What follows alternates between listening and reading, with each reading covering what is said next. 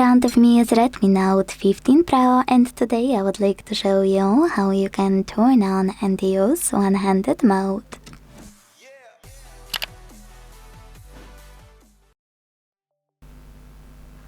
Begin by opening Settings and scrolling all the way down right away. Then click on Additional Settings, One-handed Mode,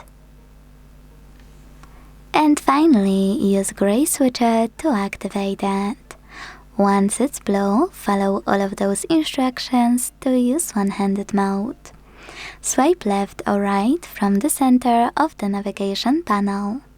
So when I do that, I can see that one-handed mode is working properly. To go back, click on this area at the top, or simply swipe up. To disable one-handed mode completely, use the same no blue switcher. Thanks so much for watching. If you enjoyed this video, leave a like, comment and subscribe. Bye!